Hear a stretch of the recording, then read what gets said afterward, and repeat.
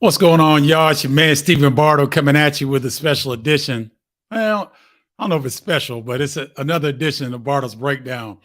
I'm your host, Stephen Bardo. Haven't been on here in a while. Had some. My mother was a little under the weather. Had to go to Carbondale to support her, and she's doing much better. Love you, Lana Gail Bardo. I hope you're doing better than even when I talked to you last. Hope all of you guys are doing well. I want to come on live because these lists, especially this the Big Ten's best scores list, has been a lot of fun. And it's, sparked a lot of conversation around, who should be in that list. I heard names like Scott Skiles, Rick Mount, Michael Finley from Wisconsin. His name came up a few times, but it's really good. And I think these lists are great just because we want to give some context to Big Ten basketball. And a lot of times, we suffer from recency bias, and that we forget how good the Big Ten was during various stages. And so I think it's my charge to kind of highlight my era of Big Ten basketball and connect it to me covering Big Ten basketball now. So to kind of give a bridge between some of the things that happened in the past to what we're looking at right now. So let me run through the list real quick. At number 10, Willie Burton from Minnesota. Willie was quite a scorer, very, very thin, but really strong and wiry, could get to the rim, was physical, loved contact, could finish through contact. His jumper was really good. It got even better as he got to the NBA. But Willie Burton was a handful at number 10 for Minnesota. Number 9, God rest his soul, rest in power, Roy Marble from Iowa. You talking about a guy that played with a unique intensity and fury. It was almost like he was, ticked off all the time when he played. He played so hard, and he had this scowl on his face. He was physically intimidating. And, he really thrived in Dr. Tom Davis's system, that pressing style, that up and down tempo. I remember when we played Iowa my freshman year, we were in Champaign. It was the second half. It was like 18:29 left in the second half. This is how vivid this memory is for me. We're up 61-38 in the second half. They forced overtime at 88 all, and they went on to beat us in overtime. I believe it was 94-91 or something in overtime. It was an incredible swing. We were wearing the Iowa Hawkeyes out. And all of a sudden, Roy Marble gets a steal, goes down and gets a dunk. His team gets energized, and they walked us down. And Roy Marble was an outstanding scorer, strong, physical. He had some personal issues that, hurt him in his life after basketball. I think it was a contributing factor to him being not sticking in the NBA, because he was certainly talented enough. I just think he had some mental situations and emotional situations that he didn't deal with, and he turned to drugs, and we lost him a couple years ago too early. I can't remember exactly what it was that he passed away from, but we lost him too early. A tremendous player. At number 8, Jim Jackson from Ohio State. Jim Jackson had an outstanding career with the Buckeyes. And I think, believe it or not, he is so accomplished, but he was overshadowed because he came during the same time as the Fab Five at Michigan. But Jimmy Jackson, to me, I think was the best player in the Big Ten throughout the time that he was at Ohio State. I mean, I believe he led he might have led the conference in scoring, but he's a 2-time All-American. They had some epic battles with Michigan. And Jim Jackson, ladies and gentlemen, he came to college with a Big Ten body. It's very rare that guys are able to compete from day one physically, especially back then. The game is not nearly as physical as it was back then, in my opinion. Jay Billis might have another opinion. He thinks today they're allowed to grab and hold a little bit more. I don't agree. I think it was a lot more physical when we played. And Jim Jackson, when he hit campus, he could play in the Big Ten physically. At 6'6", 225 when he came in. I believe he left at like 235. Chiseled, strong, Jumper was a little bit like Willie Burton, was good in college, wasn't great. It got better as he got to the NBA level. But Jim Jackson was an outstanding guard for Ohio State. And man, I'm glad he and Steve Smith, I caught them in their freshman year. I didn't have to deal with them all their whole tenure in the Big Ten Conference, because they would have caused a lot of sleepless nights, similar to some of the other guys on this list. Let me check in to see. Oh, Anastasia Walker remembers. Thank you, Anastasia. I appreciate it. She remembers the score. So I think they forced, I think it was 83 all or something like that. And we didn't score a lot in overtime, and they had the momentum and went away with it. Captain Fletcher, rest in peace, Roy. I'm with that. Marcus Simpson, great point. Nick Anderson had the same body. That's a great comparison, Marcus, that Jim and Nick Anderson both came to college ready. And Jim Jackson, to his credit, was eligible from day one. Nick Anderson was Prop 48. So Nick wasn't able to play his true freshman year, but if he was able to play, he still would have been able to compete from day one. Marcus, great comparison there. Mini Richer, the first seat. Yeah, that's true, Kel. Marcus says, yeah, I know he used that body on me at Impey. Impey was the intramural, was the campus athletic center, for lack of a better word. Basketball courts, swim pool, workout facilities, anything that you could want on a college campus. That was Impey. Was short for the 4 letters that it was described at. So Impey was the spot. And that's funny, Marcus, bringing that up. That's great memories from Champaign.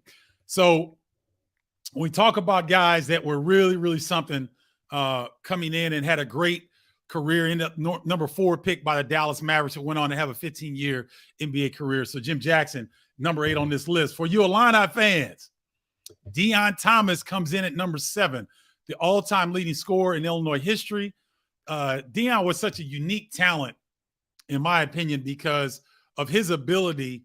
He was an undersized 4, right? So Dion 6'7", 6'8", but man, back to the basket, had Kevin McHale-like footwork. He was so quick. And Dion used to do this thing where he'd get the ball in the lane area, it'd be really crowded. He could slip through cracks and crevices that most people couldn't, because Dion had a natural ability to lower his center of gravity. So whoever Dion was going up against, whoever was trying to guard Dion had this, I don't know if it was taught by Bob Hambrick, the great legendary coach at Simeon, who coached all those great players that came through there, including Nick Anderson and Irvin Small, Bryant Notree, who's also on the line I played there, Ben Wilson, the late, great Ben Wilson. But Dion had a unique and an uncanny ability when he got the ball in the lane to drop his center of gravity, and he could maneuver around almost anybody in the paint. Quick release, his turnaround jumper was money, and still doing great things with the University of Illinois athletic department. And Dion is quite an ambassador for the school. And if you never met him, I'm telling you, he's one of the best human beings you'll ever meet. Heart of gold. And, I love him. He's a brother. But he was an outstanding player and used to give people fits. So Dion Thomas coming in at number 7. Let me see who else. Yep. Kel knows Dion can come down hard and go back up just as hard. And I will translate that into meaning he had a quick second jump. Dion's second jump was as quick as anybody that he played against. So he could actually shoot it. And you guys know this. If you're the offensive player and you shoot the ball, you have a much better idea where it's going to go than anybody else on the floor, even your teammates. So Dion had an uncanny ability to get his shot off against pressure and able to figure out where it was coming and get off the ground, like Kel is saying, is quick, if not even quicker on his second jump than his initial jump. So he had some uncanny ability to do some great things. Marcus, I think you're right. I think you're right. I don't see that title being broken. And one of the things that this brings me to, Marcus, in this list a lot of people were questioning, well, why did you pick some people and certain people you didn't? Well, one, if generally, if you're one of the top scorers in Big Ten history, which I believe Deion is either 12 or 13 in history, and he's a leader of Illinois' program scoring wise, and he just was a unique scorer. So I looked at a lot of different things in to come up with this list, but Dion Thomas was outstanding for the Illini. Now, a lot of people were really surprised by this. Sean Respert, I have him at number 6. Sean Respert actually has the record for most points scored in Big Ten play. Now, the leading scorer in Big Ten history is Calbert Chaney, who is also on this list. But Sean Respert is number 2, I believe, all time. I think he's number 2 all time. He's definitely the leading scorer in Michigan State history. And I made a mistake. I said Steve Smith was. Steve Smith's number 2. But Sean Respert is number 2 in Big Ten history. He's number 1 in Michigan State history. And I don't know that a lot of people know this, but Sean Respert battled a number of injuries throughout his college career to have the outstanding years that he had. I believe his last year, he averaged almost 27 points a game. And if you know anything about Big Ten basketball, defense is paramount in this conference. It's not Big East. They get up and down a little bit more. Defense is important in all these power conferences, but certain conferences, the offense flows a little bit easier. In the Big Ten, if you're scoring 27 points a game, you can really, really score the ball. And Sean Respert didn't get enough credit for his efficiency and the fact that he had a flamethrower. He could shoot the 3, but he loved putting it on the deck. And at 6'1", he's the shortest person on this list, and I think it's not even close. As I'm looking at the other guys, yeah, I mean, Sean is, I think he's listed at 6'1", maybe 6'2" is a stretch, but a killer in his own right during his time at Michigan State. So, ladies and gentlemen, I want to share this with you because you're going to be seeing me drink these cups. So this segment is sponsored by Customize It. It's a company based in Carbondale, Illinois. My sister, one of my sisters, Robin Bryson, is the founder of this, and she can create this however you want it. So it's customized tumblers. You know, we're getting into football season. The weather's going to change. You need something to keep the drinks warm or cold. I prefer mine cold, if you know what I mean. But these things are sweet. So I could get my name on it. I could have got my name on the side. I didn't want to be too busy. But that right there is sweet, y'all. So hit me up. Customize it. Still trying to get her website and all that together. But that'll be available very soon. So DM me if you want to get a chance to get one of these, because this is sweet. Comes with a steel straw. Whole 9. So, and I didn't wince, so there's no alcohol in there. I got sweet tea today. But you best believe if I'm going to a house set or something like that, I got my cold brew in here. I'm good to go. So Customize It. Brought to you, this particular segment brought to you by Customize It. And this is my Flying Illini tumbler. But you can get anything you want on these, okay? So I had to put the plug in there. So let's keep it going. Let me see if I got some comments here. Marcus, you like that? Yeah. It's nice, man. Not that expensive either. Just DM me. Next time I'll have a lot more information on it. I have the website and the pricing. I believe the pricing is $25 for one of these, and it's 20 ounces. So you can do quite a bit with this one. Adam Cripps. Okay, Adam, DM me, and I'll make sure you get one of these, because that right there sets it off. I mean, I don't need the Bartles breakdown on there. I love that because it's the show. But that right there, that's pretty dope. So let me know, guys. Ramon Moss. That would be nice in the CCHS colors and logo. Oh, it would jump off the tumbler here, Ramon, with black and white and having the terrier dog on there. It'd be sweet. So you can get them customized wherever you want. So let me know. Oh, thank you, Steve. I appreciate that, man.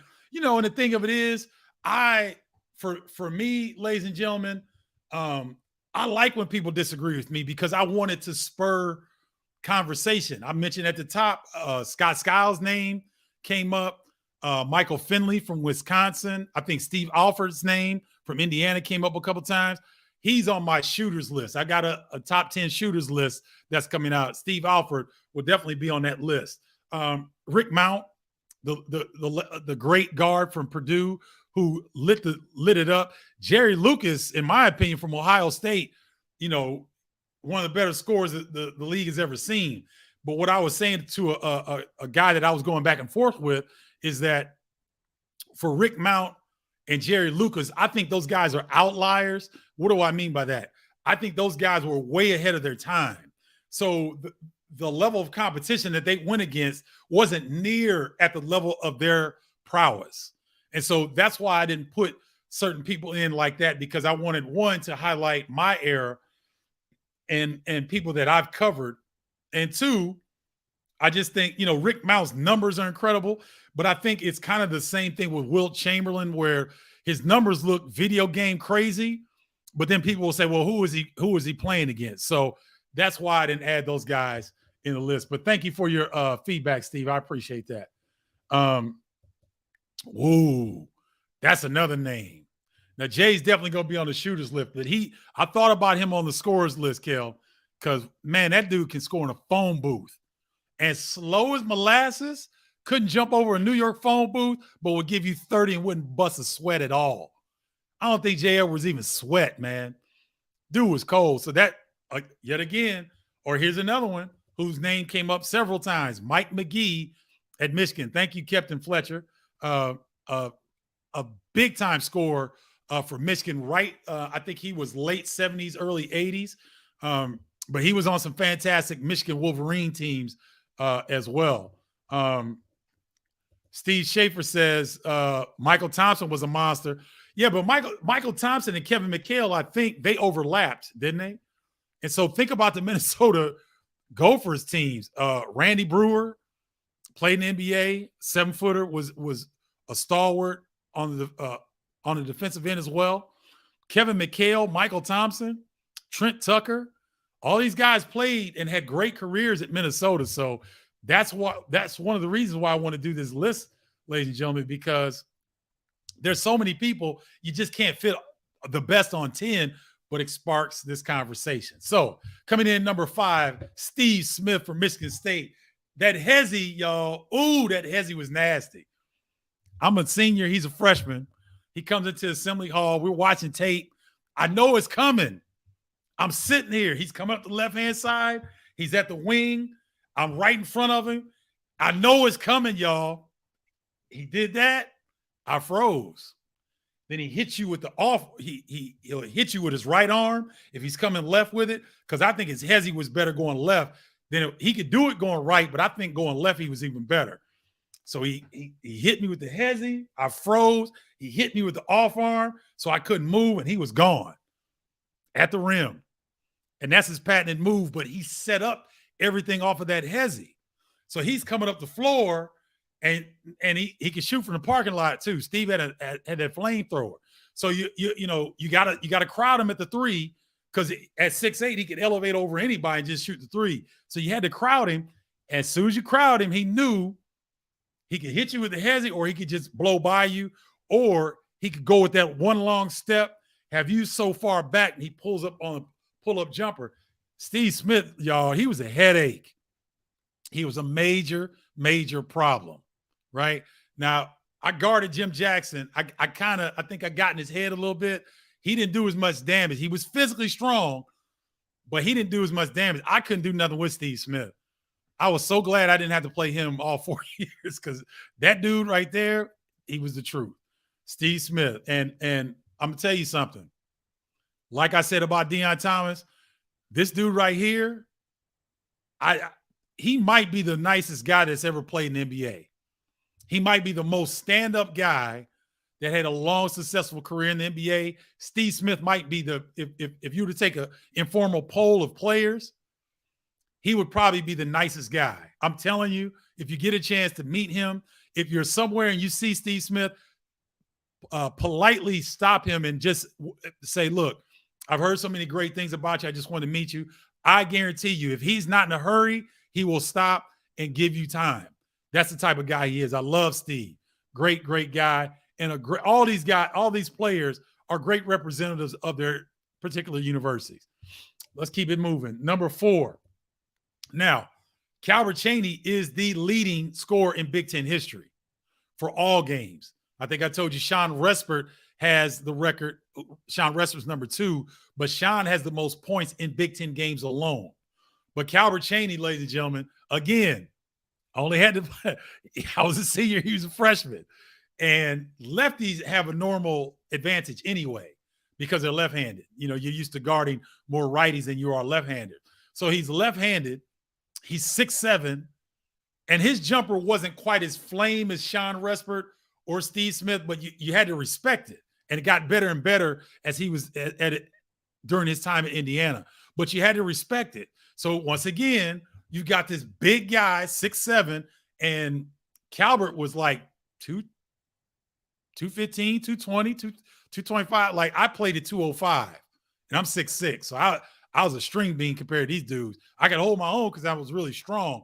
But Calbert Cheaney, he used his hips, his lower body, he could get you off balance. He was a lot faster and quicker than he appeared. If you're watching him in the warm-up line, or you're watching him play on the television, he doesn't look fast. You sit there and you try to guard him, there wasn't many people who could blow past me. He blew past me a couple times. He straight up surprised me. I didn't realize he was that fast and that quick. So Calbert had a great combination of the left-hand jumper that could set up his moves. He could put it on the deck. He could get to his right if he needed to. You know, he wasn't going to stay on his right long. He was left dominant, but he could get to his right if he needed to, and he'd dunk on your head. Calbert had some bunnies around the bucket that he used to surprise people on the regular. So Calbert Cheaney, outstanding wing player for Indiana. Actually got to the title game when Mike Davis was their coach. When he filled after the Bobby Knight situation, they got to the finals and lost to Juan Dixon, Steve Blake, Lonnie Baxter group, coached by Gary Williams from Maryland. So Calbert Cheaney, outstanding career. Mark is on fire today. I tend to agree. Left-handed assassin. That's a great description for it. Yeah, what's good, OJ Smith? Yeah, I had some family issues I needed to take care of. So yeah, it's been a while. I want to come back to you guys. I missed all of you. He was in Blue Chips as well. That's a good call, Ramon. So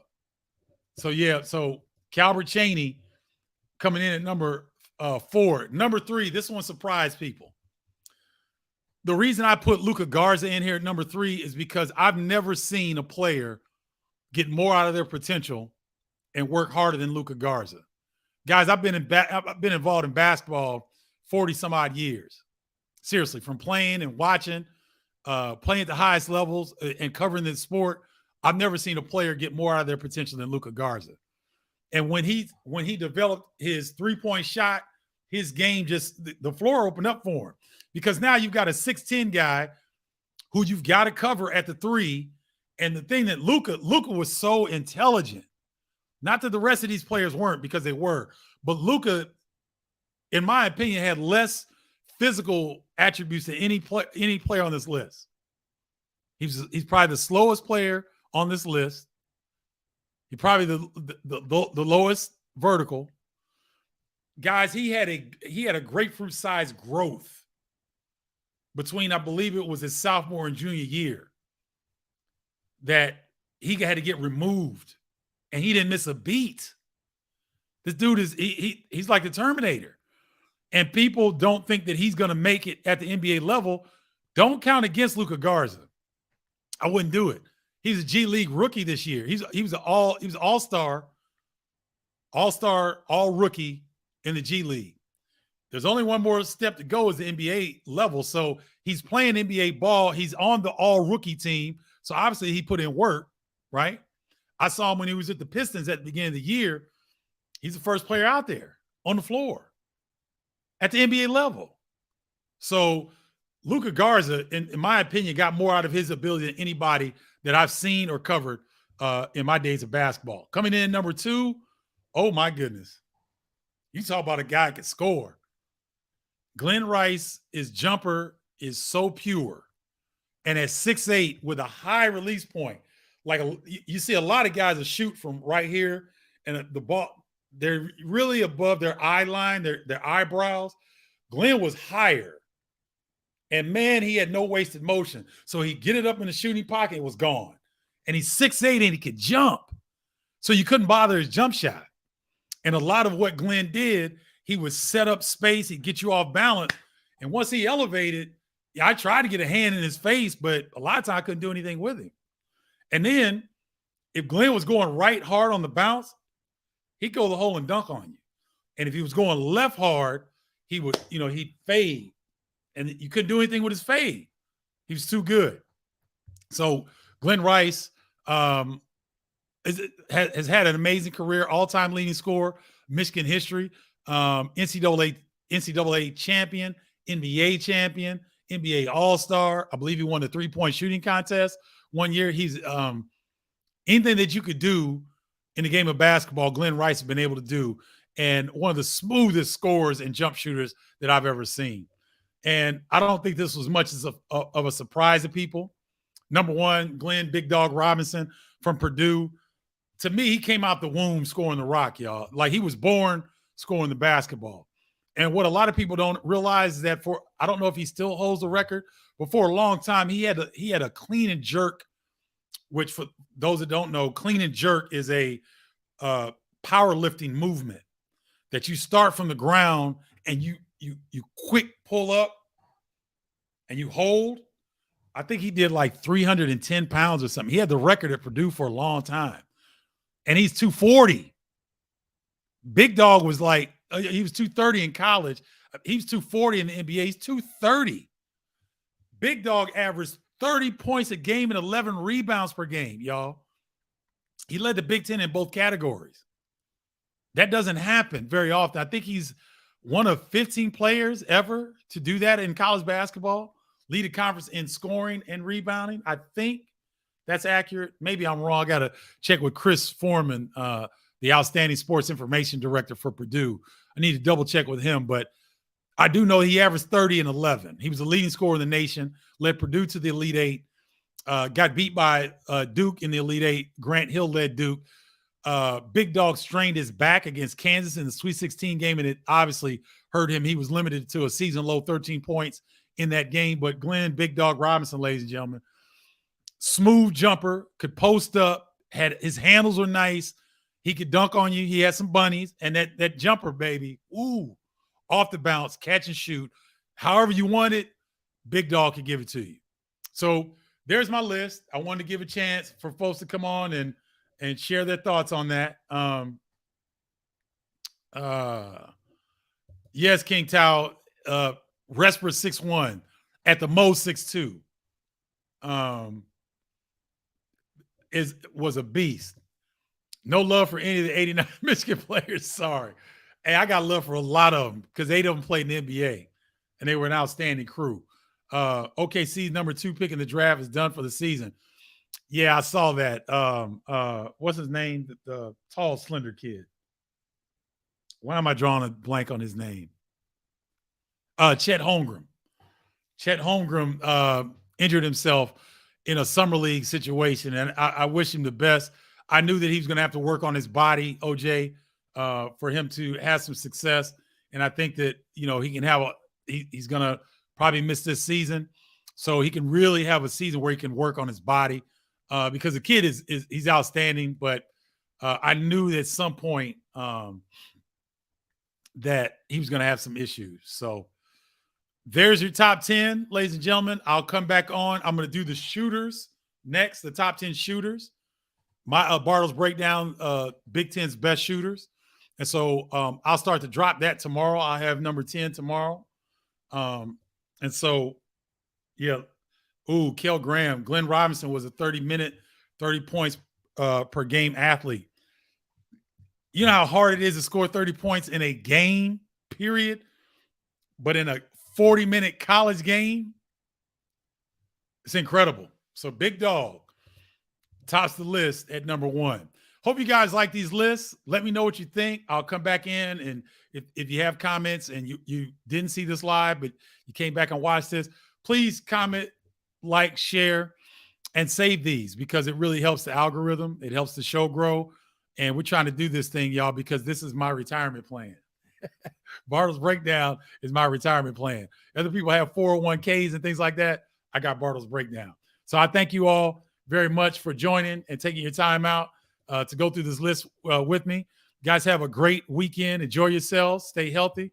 And don't forget, if you want one of these tumblers, you want one of these cups, you can get them customized for whatever you want to look. Hit DM me because next time I go live, I'll have all the information and how you can get them. So let me check back and see. Oh man, King Tao, thank you, brother. I appreciate that. And share with other people who would like this content of Big Ten basketball, because we're gonna do this leading up to the Big Ten season. Because as you all know, it's always something good in Big Ten basketball.